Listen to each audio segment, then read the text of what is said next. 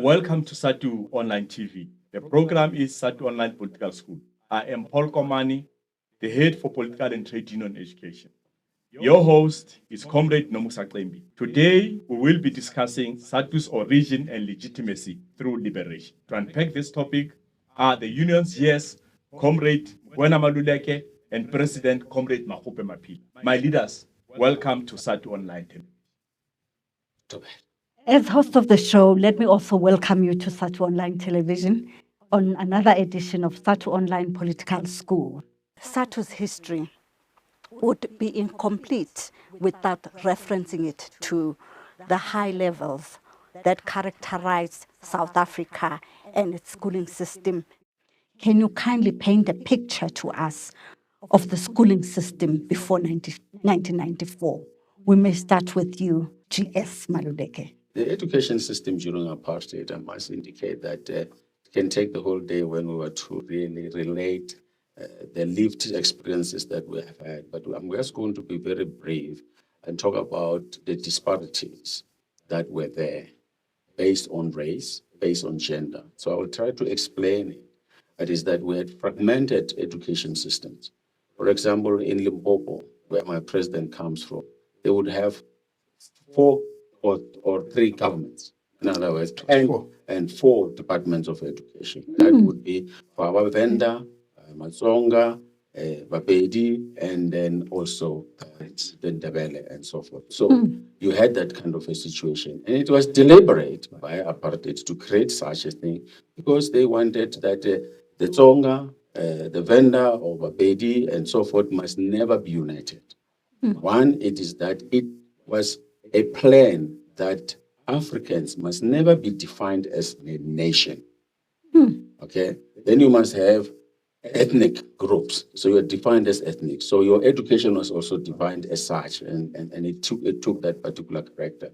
But also, that in itself created also another problem because within that particular system, with disparities, you had women and men not earning the same salary. But you also had a situation where women, when they become pregnant, they lose their status because they have to come back and reapply and be reappointed fresh and as temporal. And hence you had seen the pensions disparities that were there between men and women. But let's look at the racial as well, because it was racially fragmented. You had white teachers who were paid far better than Africans. And then you had Indians who were paid better than Africans, and colors who were also paid better than Africans. So you had got, 4 systems as well of, conditions in there. That is how it was characterized. But let me say something that people don't want to accept. It is that for many, many years, apartheid governments after governments never built a single school in a rural community. So the schools you see in the rural community, that where we have most of our people, were built by communities. On what they called rent for rent. Yeah, rent for rent. Okay. And what was that? The chiefs will then determine on how the communities have got to contribute towards building the schools. Okay. So the department did not even worry about the standard of that classroom. The standard of the laboratory, if there's a laboratory there. Of course, there were no laboratories, right? Because you had to memorize the physical science out of the textbook. You have to memorize biology out of the textbook because there were no laboratories for African people. So these are the disparities that were there and so forth. So that's how I can characterize it. So when you see the infrastructure that is dilapidated, the infrastructure that is difficult to deal with them, that is a legacy of apartheid because apartheid did not do anything around that. We started tasting electricity in 1994. Only few people who were a little bit enlightened in our townships would then be able to have electricity. But a white farmer would have electricity thousands of kilometers from the city. And then they will then bring ESCOM to make sure that they wire that to a single person. Telephones. The schools did not have telephones. But when you go to a white school, there were telephones, there were receptionists, there were everything. So the disparities were huge and so forth. So For example, Madam President, in your school, did you have a deputy principal when you were at school? No. The African schools did not have deputy principal. If you were lucky, a school will have a HOD, and that is a deputy principal. But then in a white schools, there were 3 deputy principal for each school. So there's what called school management teams.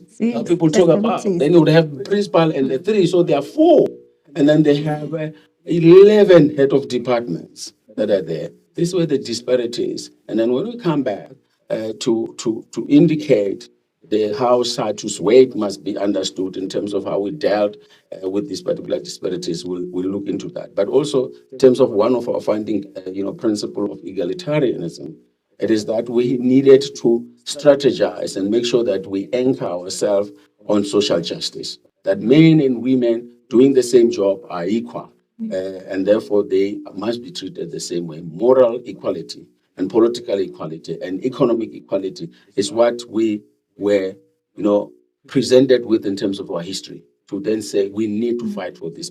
So that's what I can say, and my president can add about characterizing the apartheid education. Learners, black children were not funded, whereas the white school children were funded far better than any other one. You used to see a bus taking the white children passing into a farm school in the farms where we grew up. Is going there, and then they will throw bread out of the window, and you run for that particular bread, or even if it's on the floor, you go and take it on the ground. And so you don't even know whether it's fresh or not fresh, but you're going to eat it. So we've got to travel on barefooted for 18 kilometers and more to school. So these were the disparities, and that's why we need to appreciate our freedom and our forebears who fought for us to have this particular freedom. It was the West system using Bantu education. That is the West. None of the colonized countries in the world had their education being as colonized as our education. So besides a major disparity was the quality of education that was being received. Can you expand on the quality of education? That obviously expenditure on white children then was much higher than that of blacks. For instance, in terms of dollars then, it was $7.87 vis-a-vis $65.24. It's going to affect the quality of education because learner-teacher support material would be affected. During those days, there were no textbooks provided to schools as such. We had to buy exercise books. We had to buy, there were a lot of bookshops wherein you're going to buy if you have money. If you don't have, you'll just go to school without books and rely on good Samaritans who might borrow you. So white kids had everything we did not have. So the difference with that is that today you have textbooks being provided to every learner on an equal basis. You have learner-teacher support material being provided on an equal basis, something that we fought for. It did not come out easy. Quality also, my president also would depend on the quality of the teacher, the quality of training. They were trained for 2 years, whilst they were training for 4 years. So Africans would train for 2 years, later it was 3 years. So the qualification was also of poor quality. Okay, being trained to teach what to teach and not how to teach, and not for life application, just for you to be able to be a cheap labor. Yes, you started it on the eve of democracy. There was a 1-year teacher's course. Yes. Really? After passing standard 6, which is grade 8 today, you could go and become a private teacher. And then thereafter, if you have taught for 2 years, you would qualify, for instance, to go to Maphila College in Limpopo, to go and do 1 year teacher's course. And teachers then did what they called General Teaching Method, GTM. So all subjects, you had to be conversant with all subjects. And the most cruel part of it on quality of education, if I happen to be good in English, and the principal thinks that I'm outshining others or he's not happy with me, the allocation of subjects to say, what are you going to teach the following year? Yeah. The principal might give me music, might give me agriculture, something different from what you have. They would say, but your certificate has Afrikaans, has English, has Spady. You have also done biology, you have done history, you have done BIPST, but you will not be strong in all those subjects. Then he looks at it and say, but this year you are no longer going to teach the biology which you enjoy, you are going to teach BIPST. And when you ask why, you did General Teaching Method, GTM. So you must be conversant with all the subjects. So you had no say. No, you had no say. If you complained, the second manager would come in. They were called inspectors. And then they come in, you are a bully, they will unilaterally just transfer you to Bushbuck Ridge or somewhere else, far from home, if you still want to be in the teaching fraternity. So it means the system was meant to keep people apart and to ensure that no one progressed or it didn't change people's lives for the better. So now we come to SADTU being launched in October 1990. And this launch saw organizations coming across the color lines, organizations that were previously divided along racial lines, along ethnic lines, coming together. How did that happen in such a situation, as you have explained, in such a situation that was meant to keep people apart? How did it come about that we saw all these people meeting and forming this organization?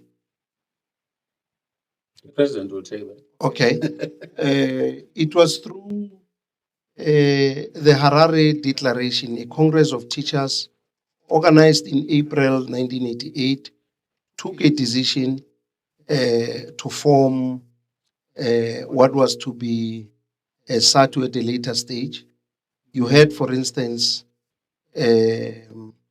ATASA, UTASA, TASA, NUSA, WECTU, ECTU, MATU, ELPTU, and so on and so on.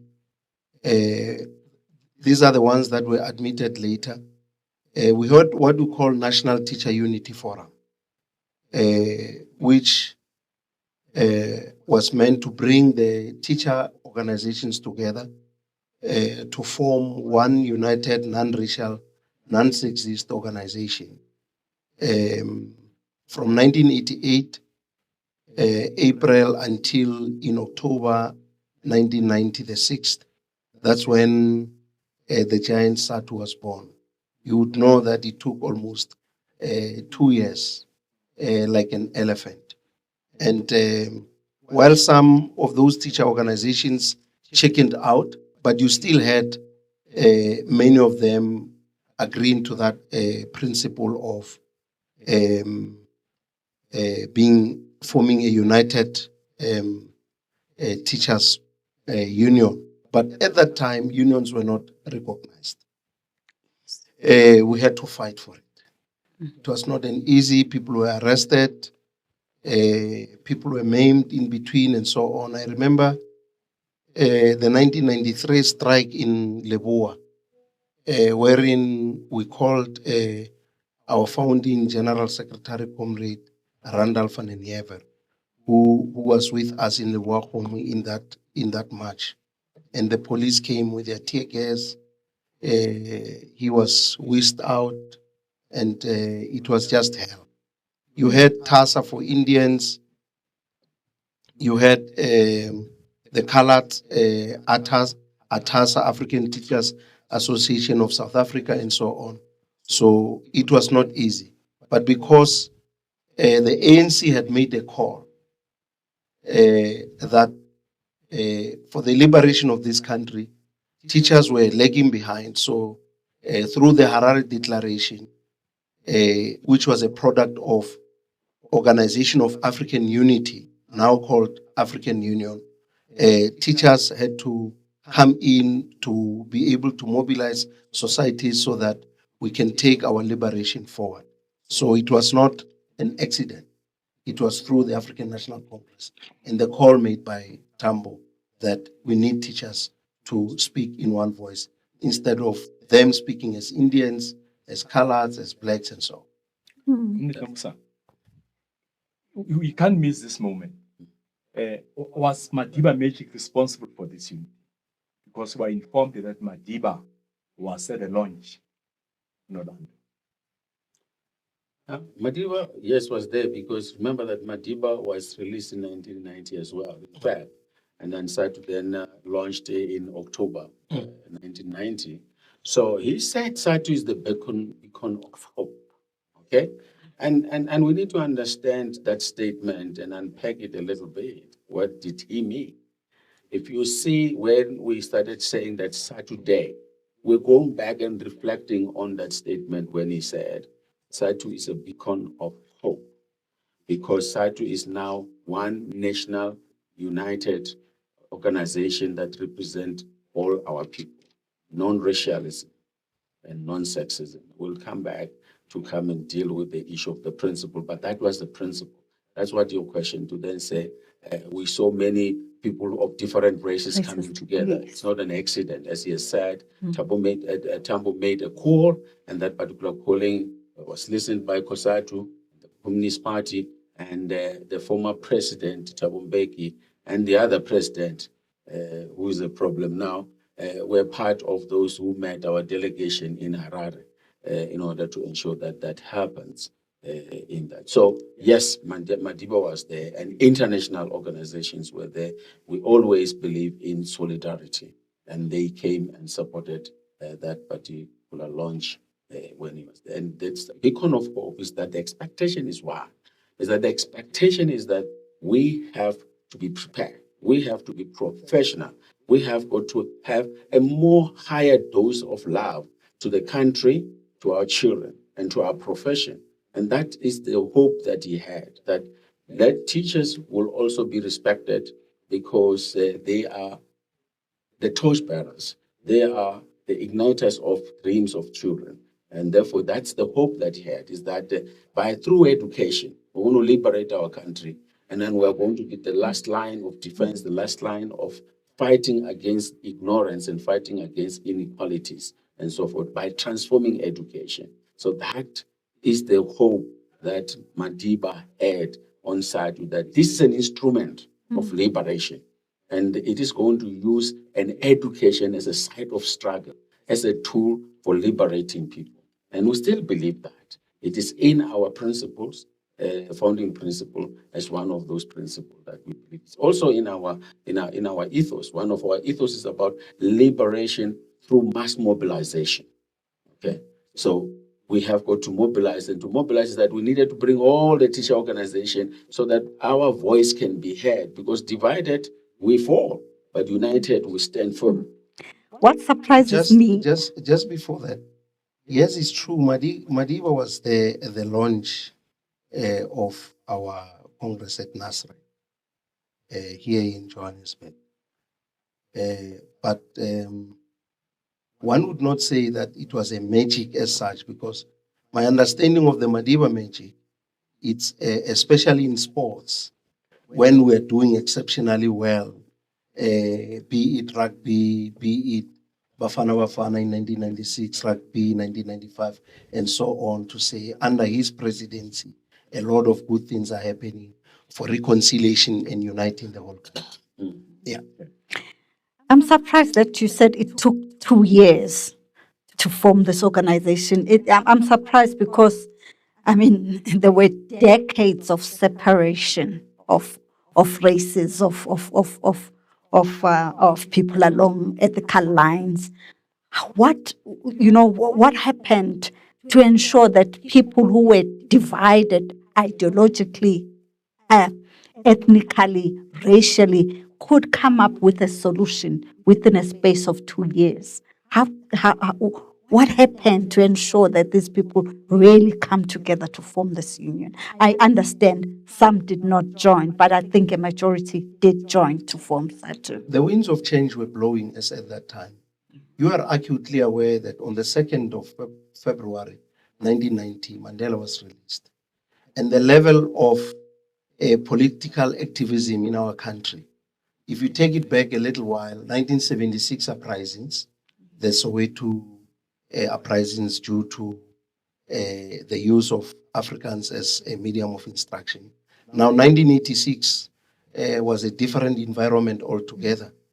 With the call made by O.R. Tambo that until we have liberation, South Africa must become ungovernable. It was. The students formed COSAS around 1985, and COSATU was formed in 1985. Now, the teachers were fragmented, hence the Harare Declaration and the conference April 1988 to make sure that we come together. So when organizations were unbanned, it was just that the soil was fertile to plow the seeds of freedom and unity among teachers. Then on the 11th, Mandela was released and so on.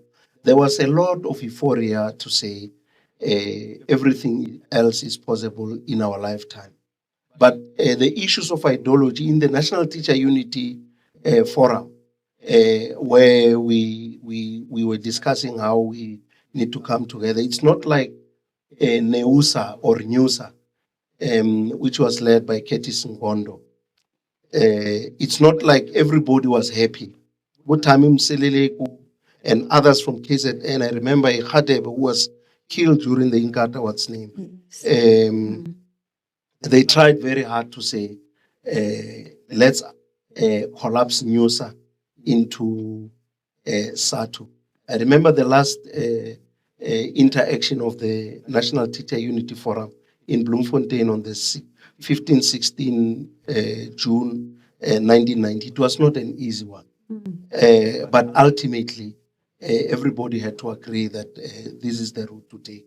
Because the challenge, even with the founding principle of COSATU, one union, one industry, one federation, one country, is that once you have smaller units, pockets of unions and so on, those that are leading those unions don't want to relinquish power. It's like a school that has diminished to be a school. From 1,000 students, it's left with 100 students. The principal will not agree that that school is no longer relevant. They will try and influence the community to say, Hoshimamang, you are not being recognized, you must fight, that there must be a school in your what's name, in your village. So yeah, that was just part of that. It was not an easy one, but the soil was fertile for us to plow the seed of coming together. Well, I was in Botswana, yes, and I met the president of BTU, which is 80-something years old, and one of the president there, Remutusi, has hosted some of our leaders during these talks. So because the talks were going on and on, and so the Harare Declaration formed a platform to really bring the people together and so forth. So then he reminded me, in actual fact, SADTU was conceived here in Botswana. In Botswana. Yes, because I met some of your leaders here. He's an elderly person, very informed with institutional memory and so forth. And then we always respect the BTU, Zimta, and others, Tom Bediaku, who were there at the forefront of the struggle for the formation of SADTU. And we must always thank those unions because they gave home to our leaders when they were going abroad to go and benchmark and be supported. Unions in the Nordic countries, the Scandinavian countries, and some from the United States also, had a hand in making sure that we have a united organization. Today, we are proud to call SADTU a unitary organization, a national organization that is non-racial, that is non-sexist. We are launched in 1990. The Nationalist Party was still in power. The homelands were still operational. How did SADTU manage to navigate in such a situation? Because really, there was that euphoria of a new, we could sense that the new dawn was coming, but still, we're still under the apartheid Nationalist Party. How did you manage to navigate to ensure that you negotiate properly for our members and that you are recognized as a union so that you can negotiate? Well, if you see what is written on Paul's t-shirt, SADTU and recognition. So the recognition did not come as a manna from heaven. It came, as my president has said, people had to be suspended. People had to be killed. People have to be jailed because we were in the struggle. And SADTU is founded in the struggle. And its roots in the people's education for people's power. Okay? And that gives us the legitimacy as a trade union that is not crafted for only the classroom, but an organization that was seen by Tambo, by Mandela, as an instrument of liberation. So we had to really, through that particular legitimacy, inform your campaigns and the struggles that we were waging. So take, for example, what my president has said, the 1993 longest strike. That was to take the National Party out. Look, it has, because we demanded 30%, remember, President.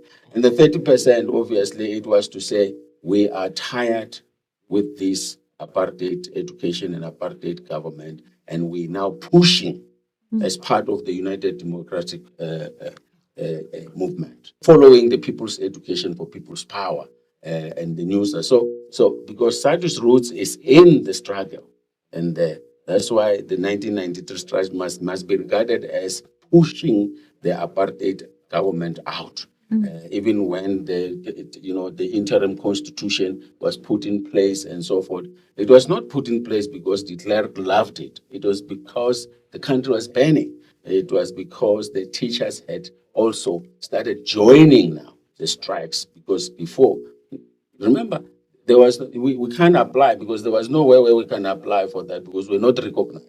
And that's where the recognition also came, because of the campaigns and all the other actions and protests that we put to push the Nationalist Party out. So we're very proud of that.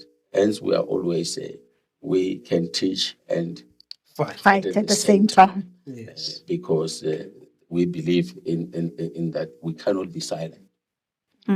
Now, we were part of the UDF, especially those of us who came from NUSA. We were part of the United Democratic Front. Yeah, Fran, not M. Which came into being after the formation of the tricameral government in 1983, in which case, again, a black majority were excluded. It was the whites, the coloreds, and now the Indians. The level of mobilization that was influenced by UDF was massive. And when de Klerk unbanned organizations on the 2nd of February, it was not out of his own volition. The mobilization was just too much. But there is an argument in history that with the collapse of the Soviet Union, there was no longer that much of a threat, and maybe that is why they capitulated and so on. But with international solidarity being at its height and with internal uprisings, they had no alternative. Now, as for SADTU, in those early stages, with the homelands still in existence, some of them were not as harsh as all that against the unions, because you'd have a situation wherein the issue of leave without pay by the Bantu stance, it was not applied just across the board to say there was a strike and so on and so on. Everybody else could see that the change was here, and therefore, even if they were not in the forefront like your Bandu Holomisa, the general from Transkei, there were those that were sympathetic. In KwaZulu-Natal, Teles was not sympathetic. Magope was not sympathetic. Kozo, in Ciskei. I was not sympathetic, and so forth. So it was really volatile at that time. And so forth. Whilst touching on this contradiction, the others prepared to move, others stalling. We are told that the old crocodile could not cross the Rubicon. Were there any contradictions in the National Party with the removal of PFU border before they brought in the clerk so that he can be able to lead the project?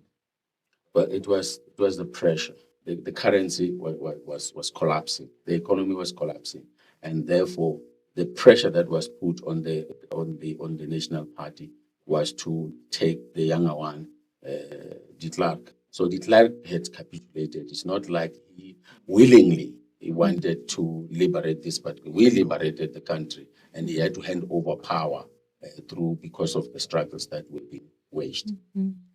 So in this 1993, you waged this biggest strike, this biggest strike.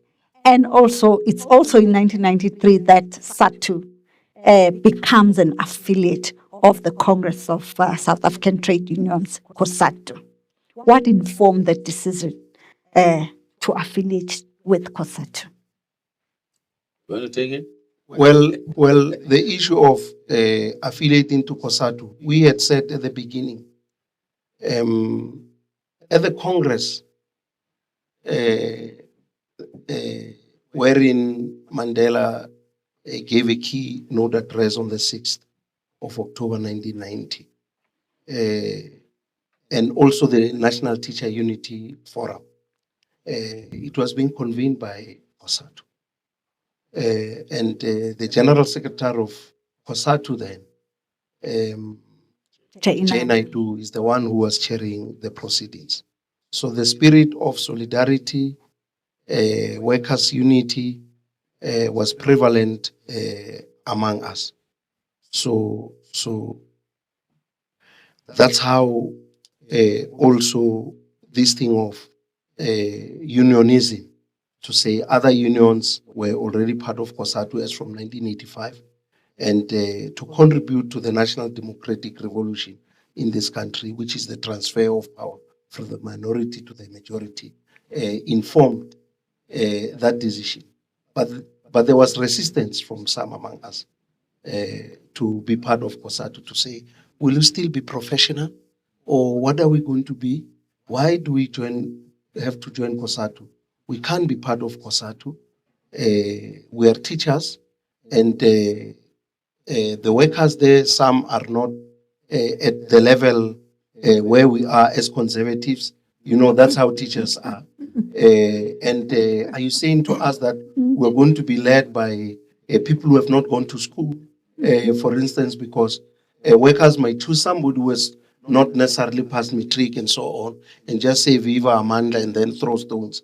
Teachers were very reluctant to join COSATU, but we convinced them that it is for the general good that we become part and parcel of COSATU, so that as a united force, our voice would be much stronger than when we speak in silence. Look, if I were to add, that debate was on the Congress floor in 1993. It could not be concluded, not at all. It was a debate from the morning until 4 o'clock in the afternoon. Remember Duncan, who took over now to chair, and immediately strategically said, you know what, let's defer this matter. And then the Congress agreed that they defer this matter to the National General Council, where it would then be finalized. And it was finalized that because that debate could have divided a newly formed organization, united and so forth, because it could have had other people walking away. But the leadership brought us together, and the National General Council was able to really unite and then and joining COSATU and so forth. The president spoke about the ideology precisely because so you can say COSATU was part of the Harare discussions because it was part of the alliance. And obviously, the ANC initiated that and then it works and so forth. So part of our ideology basically is rooted in the National Democratic Revolution. Okay. If you look at our 2030 vision, it's really rooted there, but also it's rooted in the Freedom Charter. Okay. Hence, you have us saying education for all. And that education is not a commodity. Education is a human right. You would understand that that comes from the roots of a human right culture of the African National Congress, the SACP, COSATU, and the mass democratic movement, which we leverage that particular heritage that we have from there. The affiliation to COSATU automatically, made SADTU to be part of this National Democratic Revolution. It made SADTU to have a bigger voice, to have a voice with other workers in pushing forward trade unionism. And they say unity, is strength. So I would say the positive was that SADTU's voice was strengthened. Yeah, but there are also negatives to this in that there is a perception that being linked to COSATU, some people felt, or some members feel that we shifted from really looking at representing members to using our affiliation to COSATU as well as to the Tripartite Alliance as a stepping stone to be in parliament and all, and being linked to the ANC, the ruling party. There was doubt that we can negotiate effectively for members' rights because we are now linked to the ruling party. Can you? Not at all. Not at all. Yes. SADTU is not a waiting station for deployment into government. Anybody who says that, the question that we would ask, why is the General Secretary a founding member here? Why am I here as a founding member? 35 years after SADTU was formed, if that was to be the case. In 2009, for instance, the biggest achievement ever, I think, that we were able to get. Under normal circumstances, we're speaking of what is the inflation, what is the CPI, and so on. But the OSD, which had a carry-through effect in 2009, OSD said anybody who has been in the teaching fraternity from the 1st of June that year, 2009, they would recognize the experience of the previous years. And we were given one notch for every 3 years that we had spent in the teaching fraternity. Why this is still fresh in my mind is because I became a school principal after 21 years of service in the teaching fraternity. And that was in March 2009. 3 months down the line, OSD kicked in. And when OSD kicked in, there was this thing of how many years, for every 3 years, you get a notch. How many notches did I get over and above the fact that I was now a school principal? 3 months in that post. I got 7 notches over and above because I had 21 years. Now it was for every 3 years, one, and then it was 3 by 7, 21. That's how our relationship with the alliance is not compromising us. at all. Those who are saying that are just being populist or workerist. There are people who miss it, who think that you must just be unreasonable in your demands when you should be influenced by cost of living adjustment. So you can't, when the inflation, for instance, now is at 3%, 13%. What is informing you? Because cost of living adjustment is meant to address the disparities that are brought about by inflation and so on. Yeah, maybe if I were to add on that, let's look at one of the founding principles of SADTU. And I want to also address this perception that says, no, because you are in the alliance, you are sleeping Yes. the same bed with the government and all those particular things and so on. You have to ask yourself a question. Those that call themselves non-aligned, so independent, how many times have they been able to fight and got what they're supposed to get? How many times? You must count. You'll never find them in the struggles, in the workplaces, in the streets. You can't find In the them. trenches. Yeah, in the trenches. So we had to fight for 0.1%, 0.5%. That was a part of your pay progression when we're not getting it. And up until 2013, when we had a bigger march to go and say, we want our money. And 2017, that we wanted it. Who else has done that? Only SADTU has done it. And clearly it is that the founding principle of SADTU is that we two legs, professionalism and unionism. So there's nothing wrong with us being political because our origins is that we are going to fight for community issues. We're going to fight against capitalism. And that's our ideology because it's anchored in National Democratic Revolution and anchored on the Freedom Charter. Hence, you find that we are calling for education as a liberation tool and not a commodity, and that we're anti-privatization and so forth. So it is fine for people to dream and talk about the fact that who's selling out, those who cannot go on strike when it's supposed to be, they're the ones that really are not representing their members. SADTU is strong. We always say we can be in a family, but if we don't agree, we don't agree. That's good. And moving on that, how has the SADTU leadership and members managed to pursue and link the organization's objectives as well as its education programs to the broader politics of the liberation struggle and the development of a democratic state?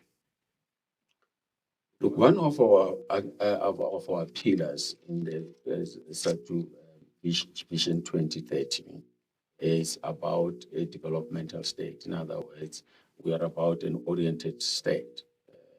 So we linked that in terms of saying that we need a curriculum that is decolonized so that we use the education to empower and develop our people. And that's how we link it. So that if you look at one of our finding principle, and then you then are able to compare it with one of the pillars in the creating a learning nation, because that says that you've got to decolonize education in the curriculum, and you've got to really do away with disparities and so forth in order to ensure that you build an inclusive economy and a stable country through education. So we are there to say that we need to advance our foundational skills of learning and functional skills of learning for our people, because we need to change the entire education system, and that's what we're being doing as part of the struggles that SADTU has been waging and so forth. So it's that you cannot divorce education, because education is not neutral, and it will never be neutral. It is an instrument. It depends on in whose hands is. Because the apartheid used Bantu education to create these divisions amongst ourselves. Even if you look at how many number of political parties were contesting the elections, you see that is the legacy of apartheid. it is an internalized thing that is going on, is that you only have black parties, and then you have a consolidation of white under the DA, which is also an alliance, and then also the Freedom Front Plus. That's it.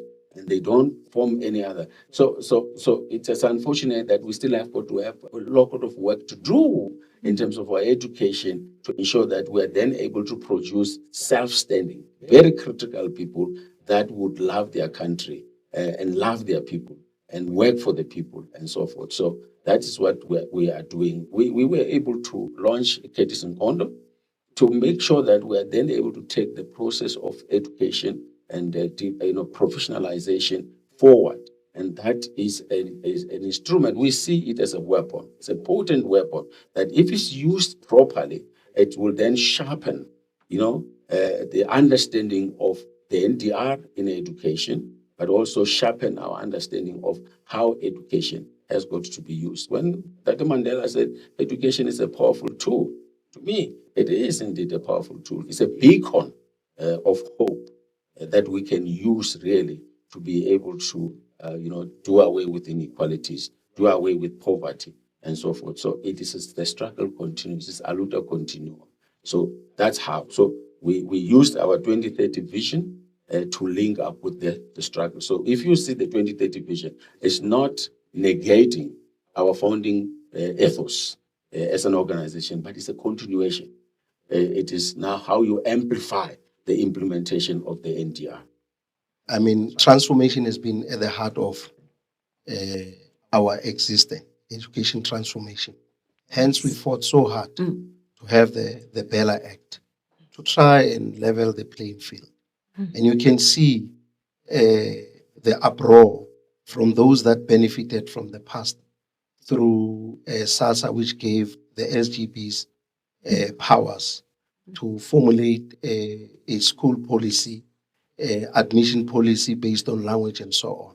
So we went on to also to fight against gender disparities, hence equal pay for equal work, and the issue of maternity 4 months being paid.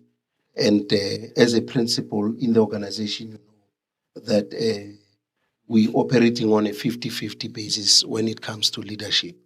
That one is a problem.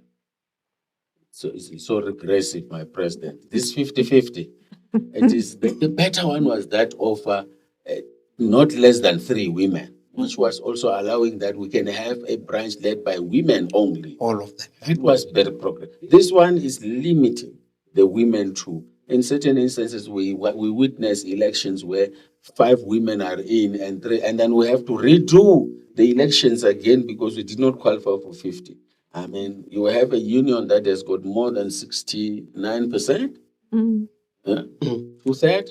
Yeah. It's women, and therefore you limit them. Of course, it's 50-50, but it's the contribution that we are making in our country to then say we need to make sure that the gender struggles is a union business, and we advance in that. But I loved the old one because we used to have structures where you have 8, 7 women in leadership and 1 man, and it was very progressive. This one, of course, don't suspend me. I agree with you. It is a resolution. That one was okay.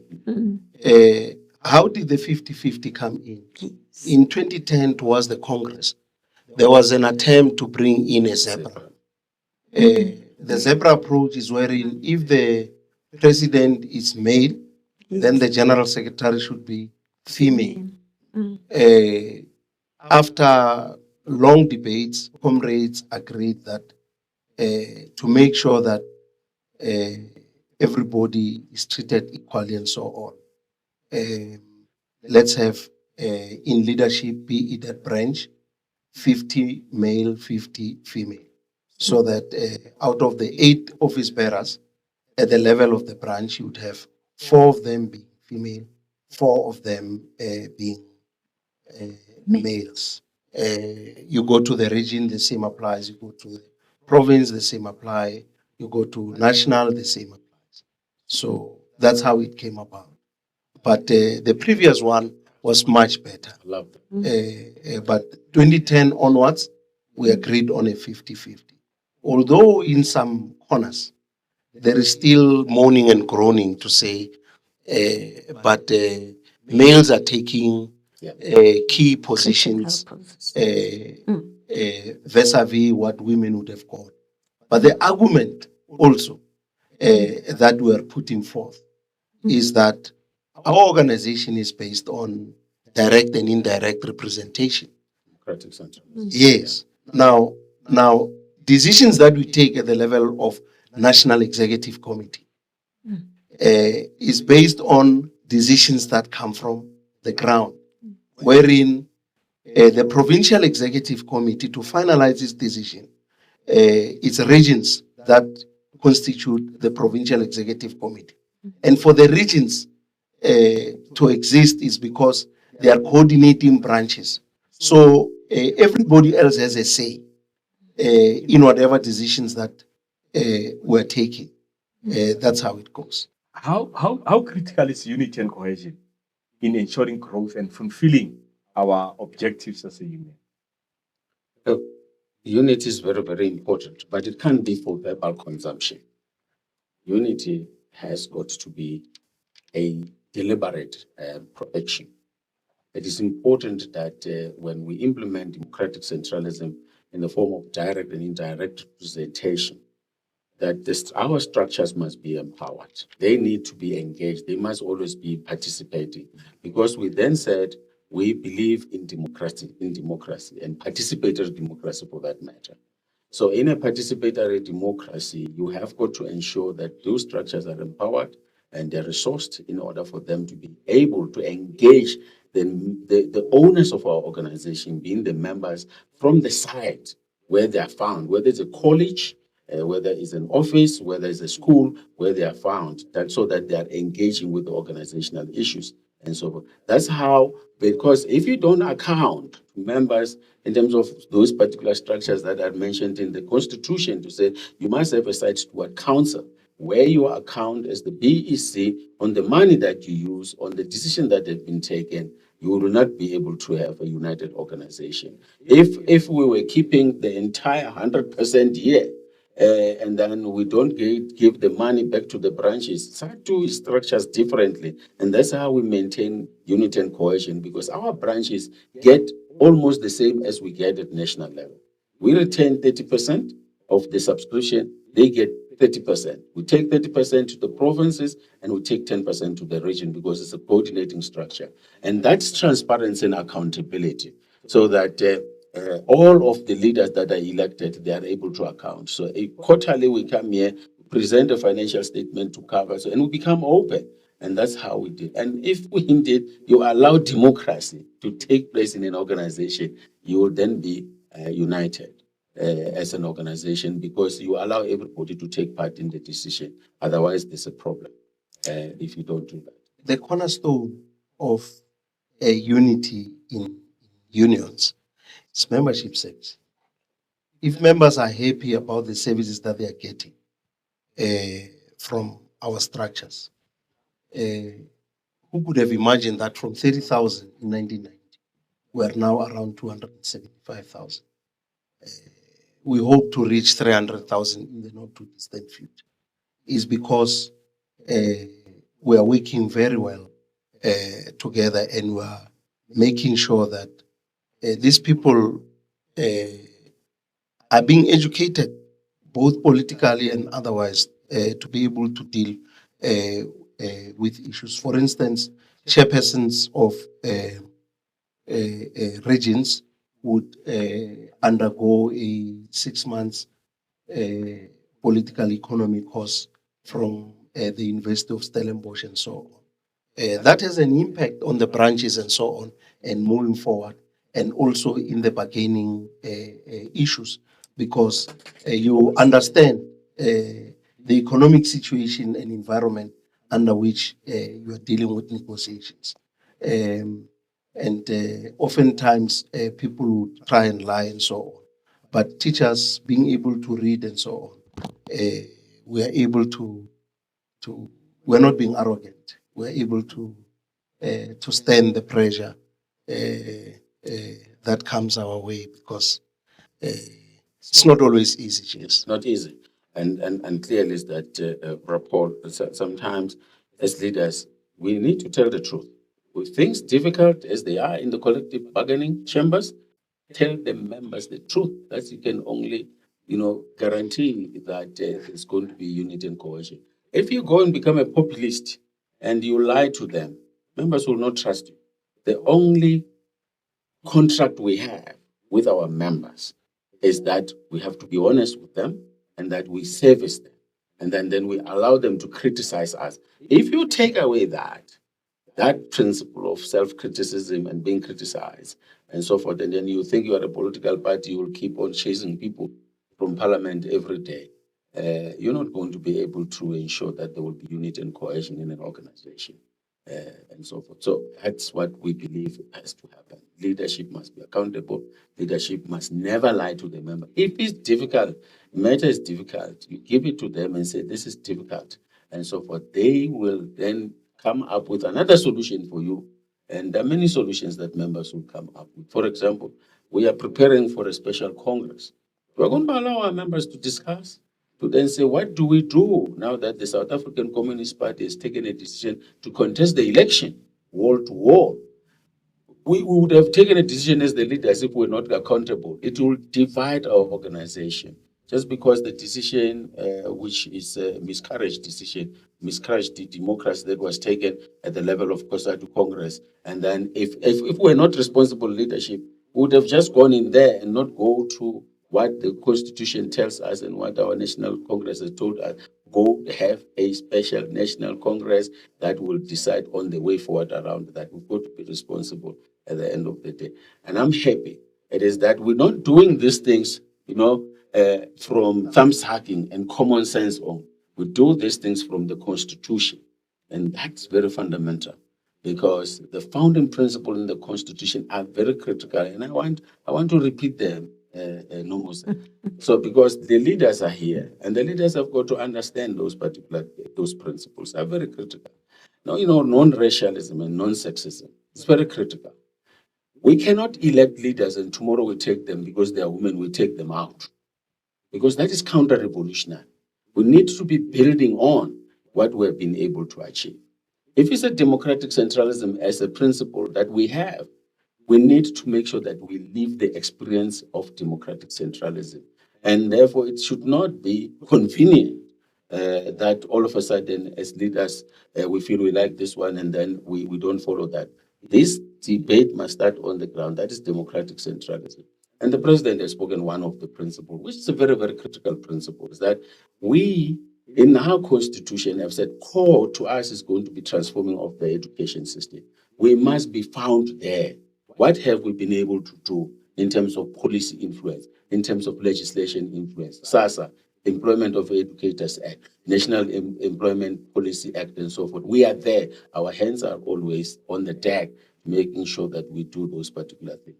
And, professionalism and unionism we've spoken almost about. I don't want to even explain it. It's one of the critical, founding principle of our organization. Where do you go when you want to find that professionalism is not against SADTU? Because I hear there are people today says, no, you are professionals, you are not unionists. We say professionalism and unionism will work together. Go to our constitution, you'll find that we say the code of conduct.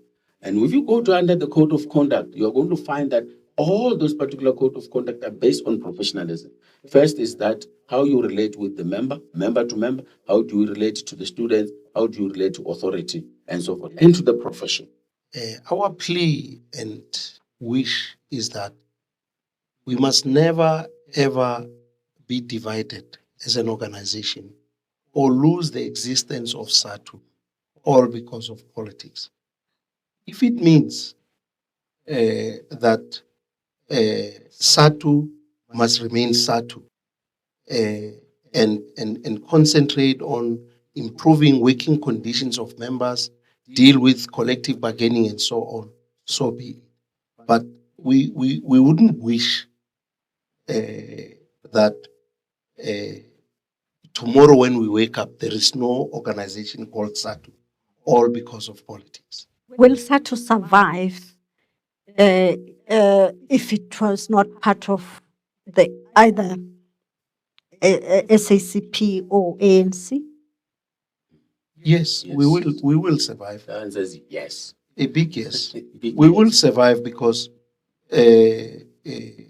members who join will continue to defend them, unfair labor practices, and so on and so on. In fact, we will not be defocused a little bit. We'll be looking at their issues without any defocus whatsoever. There is a union without the ANC or the SACP or even any other party. We're an independent organization. And being an independent organization means that we exist because of our members. We recruit everybody. We don't recruit on the basis of an ideology. That's what you will find in the Harare, declaration for our union. We will only wire them politically and ideologically when they are within the stable and so forth. So yes, the answer is a big, big yes. As long as there's a worker and as long as there's a child, there will always be a teacher. And as long as the child is there and the teacher is there, SADTU will remain. We will exist. We're not temporary. We are permanent. We are a lifeline. There is an issue that came up, I think it was last year when there were new political organizations coming in, and the issue of some leaders who were removed from their leadership positions because they had joined other political organizations. And that was quite controversial, especially on social media platforms. Can you explain that? Look, it's a policy of our organization because we are in the tripartite alliance, and we are an organization that is based on democratic centralism. We didn't take that policy as leadership. It's the members of our organization that took policy and says, because we are in the tripartite alliance, and SADTU is going to take decisions that support the alliance, whether it's the ANC or the SACP on a particular program and so forth. We do not want to burden our members who may be belonging to other parties not to be able to go and advocate for what they want to advocate. Because we are talking about a leader, not a member. Members can affiliate wherever they want to affiliate. You don't have a problem with that because we don't organize them on the basis of their ideology. We organize them because we want to unite the workers. But once we are in the leadership, and I want to explain this so that you understand it. Once you take up a leadership position, you subordinate your personal interest to that of the organization. You cease to exist. You cease to exist. So SADTU can take a decision and say, next week we are going to run a marathon. And then I then says, I have a democratic right. My interest is that I will be going to church or to somewhere else when we're running a marathon. Because my interest of going to church has been subordinated, and I have got to compromise and sacrifice that which I have to go and make sure that I represent the organization. Here is the burden, which is very problematic. So let's say you are not in the alliance and SADTU takes a decision and says, you are going to vote for the African National Congress and you are in the leadership. You are a chair or you are a secretary. You call a mass meeting to go and say, last week the National Congress has taken a decision that we are going to vote for the ANC and you are not a member of the alliance. Will you be able to do that as a leader? You won't be. It's a burden because then that organization of yours that is there is looking at you. Basically, is that they are going to dismiss you from that leadership that you have on the other side or member. They want to dismiss you because they're saying, no, but you are supposed to advocate for us. And then here you are canvassing for another political party. So we are saving them as members to be able to exercise their right to whether they want to follow this or not follow that and so forth. Because so remember, the leadership position is not your position. It is a position of the union. The union gives you temporarily, as long as you are disciplined, as long as you are compliant, and then you subordinate yourself to the organization. The moment you raise your head, the organization takes that position. We didn't dismiss you. We just took the position. But you are still remaining a SADTU member. So people must not be confused. We just took the position and we didn't dismiss anybody. Because dismissal would have come with what you call a disciplinary hearing and says, no, you have done something that is not wrong. No, we are saying the moment you decide that you are no longer part of the alliance and you are in a leadership, the best thing you do, you write and say, please take your position. It's a burden to me. I'm unburdening myself. So we didn't do anything wrong. We just took our position and then protected the position. And then we said, is there any other one who wants to raise a hand to take this position and be able to advocate for our positions and our policies? Just go back a bit on the revolutionary task of the union. As we have said that we are rooted in the National Democratic Revolution, also in the Freedom Charter as our ideology as well. And education being a liberation tool, and I want to emphasize that all the time. It is that one, you've got to be professional in whatever you do. That's a revolutionary task. You've got to work better than any other person who is not in the mass democratic movement. Your school must be different. Okay? Your school must perform. Your school must make sure that the dignity of a child and the dignity of the teacher is highly respected. That's when we are saying you are on task. You are on task. That task, it means that's a revolutionary responsibility, because again, it goes back to then say there must be some element of self-denial here, or self. Yes, you're denying yourself the beautiful things that you would have done and so forth in the best interest of the people. Okay. Another one is that, hardworking as a member of SADTU, preparing, you do your best and so forth is one of the responsibilities and of a revolutionary and so forth. So you need to be finding yourself. The other one is that you've got to make sure that you work in the communities and work with the communities and so forth, with COSAS and with SASCO and so forth. It's a revolutionary task to ensure that you unite the communities, you unite our structures under the MDM and so forth, and you serve the interests of our communities. So we always say SADTU does not belong to us as teachers only. SADTU belongs to the communities that we serve, because education is a societal matter. And because it's a societal matter, we have got to do that. That is our revolutionary task. Not having relationship with a learner is a revolutionary task. We are giving you that you cannot be tempted as a revolutionary. A revolutionary does not hurt people. A revolutionary delivers to the people. A revolutionary unites the people around those particular issues and work against gender-based violence and so forth. So that is what we believe are tasks that we are saying. You can say it's a SADTU at work, but if you are doing counter-revolutionary issues, dividing people and undermining the communities, that is counter-revolutionary. We believe in unity of purpose. In addition, you can't practice corporal punishment when when you're said to be a revolutionary. You can't afford not to be exemplary. You must be a role model. The children you're teaching must wish to be like you one day when they grow up. The communities must see that there is a teacher of our children. How should we define a SADTU member? If you were to define a SADTU member within the context of the revolutionary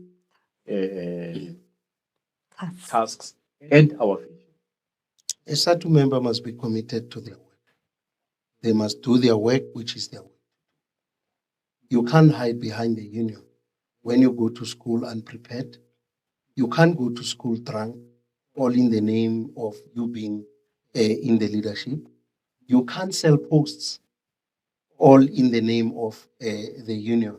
You really have to be exemplary, be committed, be punctual, and do your work to the best of your ability. Because if you were to ask the parents who bring children into our hands why they are allowing us to take care of their children, some of them burying themselves alive, working in the mines, they would say it's for the sake of the future of our children in this country. Highly disciplined, as I add, highly disciplined. A SADTU member must not be a member of another member, must know their constitution, know their responsibilities, and know their rights, and not become members of other members. That cannot be a SADTU member. A SADTU member is a teacher that teaches with love, a dose of love every day to what you do, because there's no revolutionary who does not have love. On that positive note, we would like to end our show. Thank you. Thank you. Let's awaken the masses and disrupt the status quo. We are the champions of change, mobilizing the consciousness and uniting revolutionary professionals in strengthening foundational learning and functional skills to advance inclusive and sustainable economic growth in pursuance of a socialist society, leaving no one behind. Be part of history. Together, we'll shape a world where education isn't just a privilege, it is a revolution. We can be the catalyst for change.